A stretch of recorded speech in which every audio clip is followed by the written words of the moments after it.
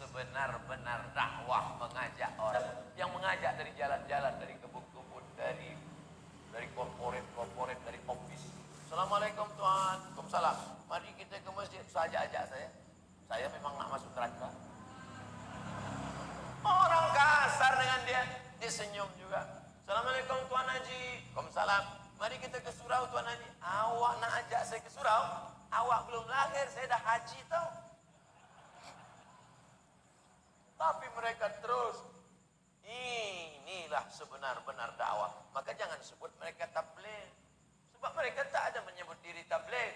Ini adalah dakwah sunnah, mengikut dakwahnya Nabi dan para sahabat Rasulullah sallallahu alaihi wasallam. Kalau mampu ikut, tak mampu jangan ejek. Mereka guna sorban, sunnah. Nabi pakai sorban imam. Ustaz kenapa tak pakai sorban? Saya ada sorban di rumah, 2 meter. Saya pasang besar, hilang hidung. Bukan saya nak olok-olok sorban. Pakai sorban imamah sunnah. Pakai jubah baju putih sunnah. Mereka pakai minyak wangi, harum-harum sunnah. Maka mereka adalah dakwah sunnah. Kalau sanggup ikut. Mereka pakai janggut sunnah. Ini jemaah tabligh ni sesat lah Ustaz. Di mana sesatnya? Mereka guna jubah, Nabi pakai jubah. Mereka pakai sorban, Nabi pakai sorban. Mereka pakai janggut, Nabi pakai janggut. Jangan ejek orang berjanggut.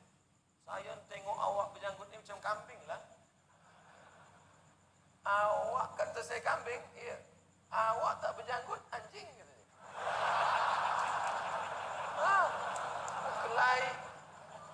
Berkelahi sesama orang Islam dalam masjid.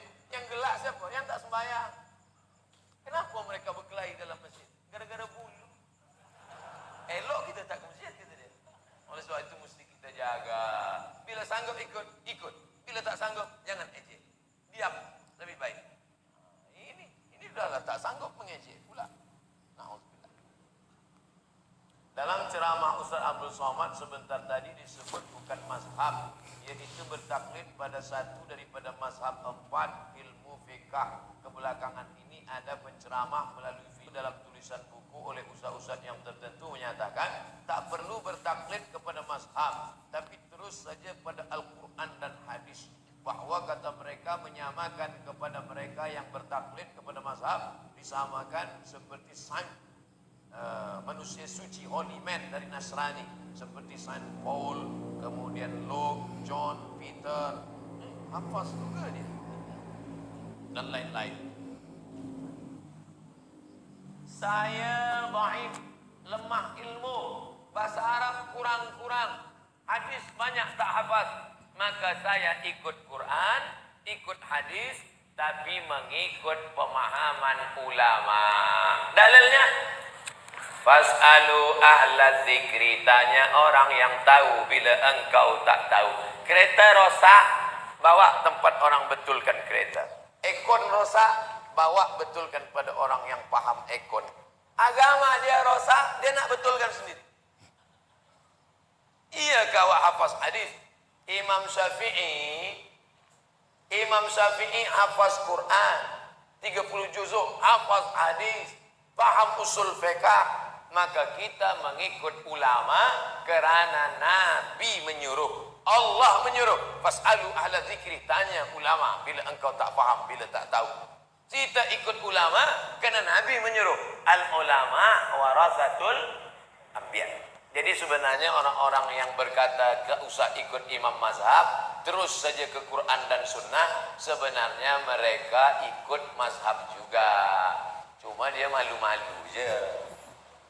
Mufti Saudi Arabia, namanya Syekh Abdul Aziz Ibnu Baz. Ingat baik-baik.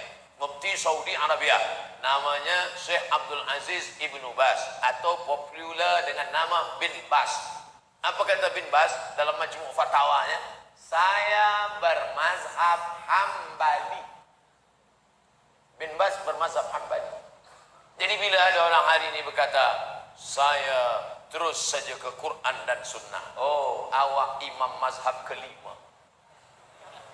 Hanafi, Maliki, Syafi'i, Hambali, awak yang kelima.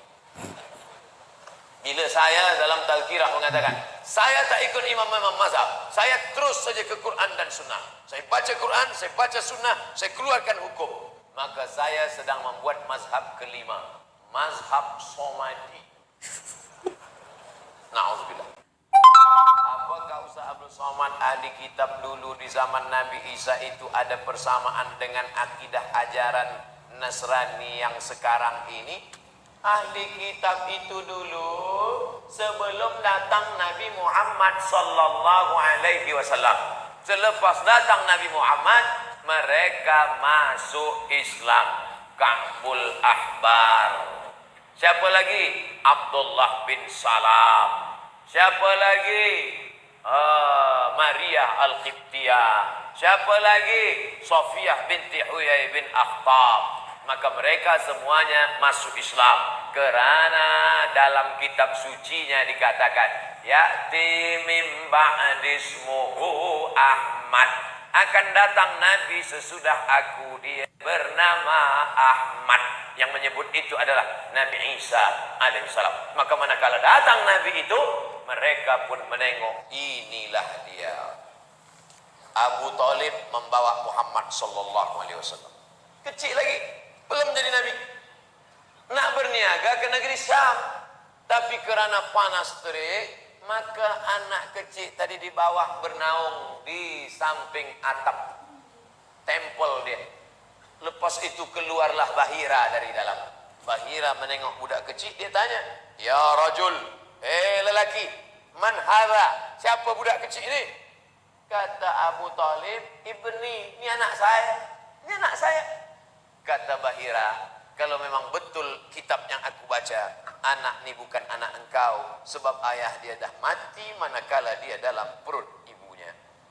Dari mana engkau tahu? Kata Abu Talib. Dalam kitab kami disebutkan. Dari mana engkau tahu dia Nabi akhir zaman? Kerana aku melihat 3 tanda yang tak ada pada budak lain. Pertama, pokok kayu bersujud. Kedua, batu-batu bersimpuh. Ketiga, ada awan yang dari tadi menaungi dia. Bawa budak ni balik ke Makkah, jangan bawa ke negeri Syam, kerana di negeri Syam sudah banyak Yahudi yang akan membunuh dia, kerana mereka tak suka kepada dia. Mengapa mereka tak suka pada dia? Kerana dia anak cucu Ismail. Sedangkan mereka menunggu anak cucu Alladzina atainahumul kitab, ahli kitab, ya'rifunahu kama ya'rifuna abna'ahum. Mereka mengenal Muhammad sallallahu alaihi wasallam seperti mereka mengenal anak kandung mereka sendiri. Falamma ja'ahum ma arafu, sudah datang yang asli, yang original itu, kafaru bih, mereka kafir, ingkar kepada dia kerana tak sama darahnya dengan mereka. Mereka ingin menunggu-nunggu anak keturunan Ishak, yang datang pula anak keturunan Ismail alaihissalam. Selalunya dalam tulisan dan ceramah, di kursus atau tidak Allah mengubah nasib suatu kaum kecuali mereka mengubah nasib kaum itu. Adakah arti ayat ini sebegitu Pak Ustaz? Ini bukan kursus, ini ayat Quran. Allah la yughayyiru ma biqaumin hatta yughayyiru ma bi anfusihim. Allah tidak akan merubah suatu kaum sampai kaum itu sendiri yang mengubah nasibnya. Allah bagi kita telinga, Allah bagi kita mata, Allah bagi kita hati, Allah bagi kita kepala, Allah bagi kita kudrat, Allah bagi kita iradat. Pakailah untuk beramal. Maka bangkitkan semangat, ekonomi maju, politik Islam, lalu kemudian kita jaga ukhuwah Islamiyah. Maka menjadi seorang muslim, anak-anak jauhkan daripada dadah, terubah ini semua dari jahiliyah kepada Islam, maka Allah akan bagikan pertolongan. Hasbunallah wa ni'mal wakil, ni'mal maula wa ni'man nasir. Wala haula wala quwata illa billahil aliyil azim. Jika tidak istighfar selepas solat, tapi alhamdulillah. Selepas sholat, Assalamualaikum warahmatullahi wabarakatuh, Assalamualaikum warahmatullahi wabarakatuh, alhamdulillah. Dia tak ikut sunnah Nabi.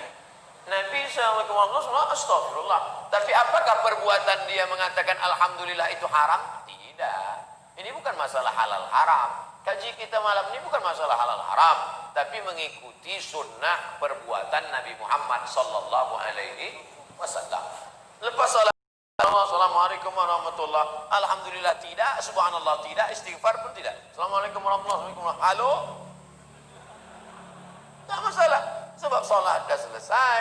Salat itu kan dibuka dengan takbir, ditutup dengan salam. Lepas salam habis. Lepas salam habis. Yang masalah itu sebelum salam dia bercakap itu baru. Allahu Akbar. Ya, sedang sembahyang ni. Nah, itu baru tak boleh. Apa hukum solat fardu mengikut imam solat sunat? Maka jangan masbuk. Maka ikut sembahyang dari awal. Azan datang ke masjid. Tapi manakala kita mungkin lambat sebab jam, sampai ke masjid nampak ada orang tegak. Kita tak tahu dia entah sembahyang apa. Takkan kita tanya, awak sunat ke wajib?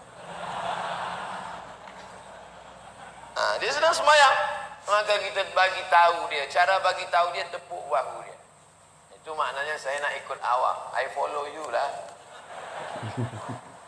Nah, kita pula bila ada orang tepuk bahu kita, kita kuatkanlah. Bila malam, kuatkan Fatihahnya. Alhamdulillahirabbil alamin.